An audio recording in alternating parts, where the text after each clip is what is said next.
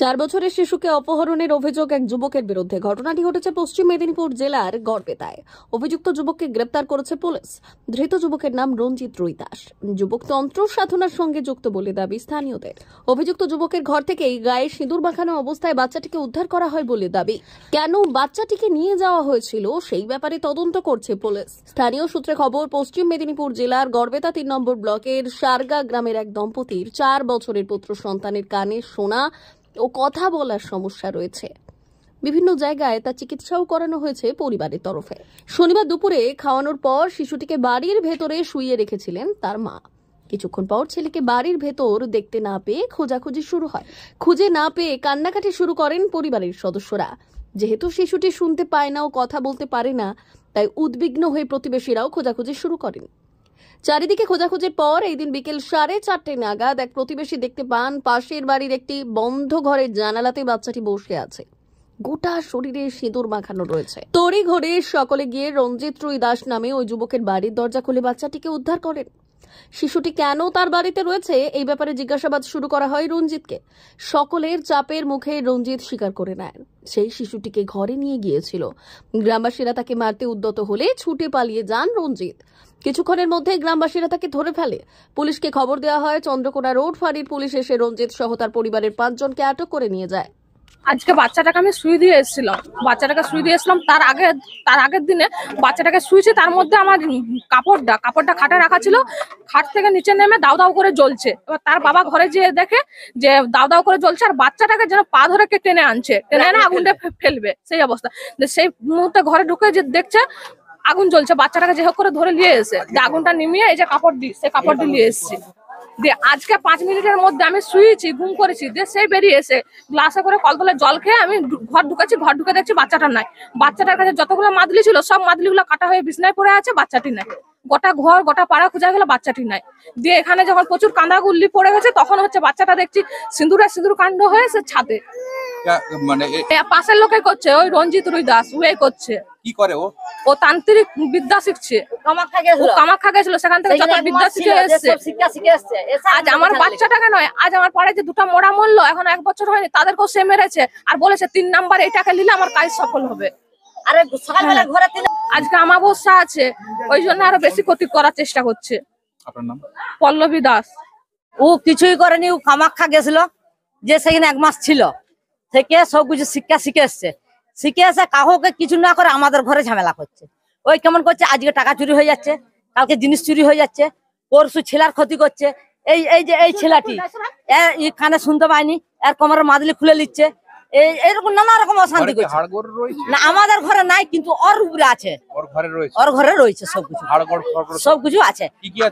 আমরা সেইটা আমাদেরকে দেখতে দিয়েছে, আমাদেরকে তো দেখতে দেয়নি। কেমন রাখে? কেমন হাড় গুলা বলছে, এরকম হাড় আছে আমরা জানি না, ওগুলো শালু কাপড়ে ঢাকা দিয়ে আছে। আর ওই একটি রোডের লোক আছে কি রঞ্জন বিশ্বাস, ও দুপুর 4টা বাজে এসছে, দুজনে বেরিয়ে চলে যাচ্ছে ডাঙার দিকে, হাই মাঠের দিকে, হাই এদিকে সেদিকে, দিয়ে দুজনে শ্মশানে টিয়াচ্ছে, যত রকমের ওষুধ করছে। আপনার নাম? আমার নাম শান্তি দাস। আমরা বলছি ফাঁসি চাচ্ছি, ও আমার ভাসুর এত বড় সর্বনাশ করছে, ও আমার নিজের ভাসুর এত বড় সর্বনাশ করছে। আমার কিন্তু ক্ষতি করে না, একটা রুমে আছি বলে তাই আমার ক্ষতিটা করতে পারেনি। আমার দিদিরা ক্ষতি করছে, আমার বোন পর ক্ষতি করছে, দিন পয়সা চুরি হচ্ছে। কি কারণে চুরি হচ্ছে, কিসের লাগা চুরি হচ্ছে?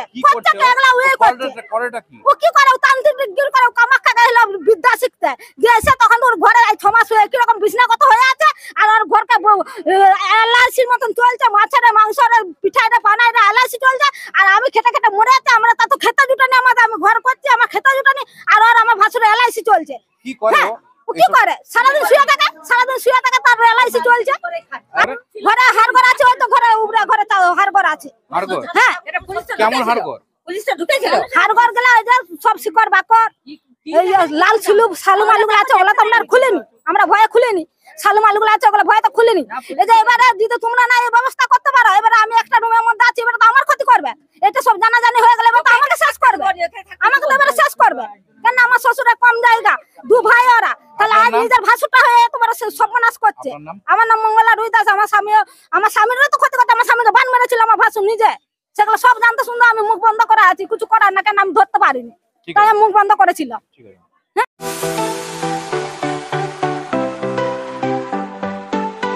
আপনি কি ওয়েল্ডার, আমিন surveyor assistant, assistant house wireman ও মোটর ওয়াইন্ডার বিষয়ে প্রশিক্ষণ নিতে চান?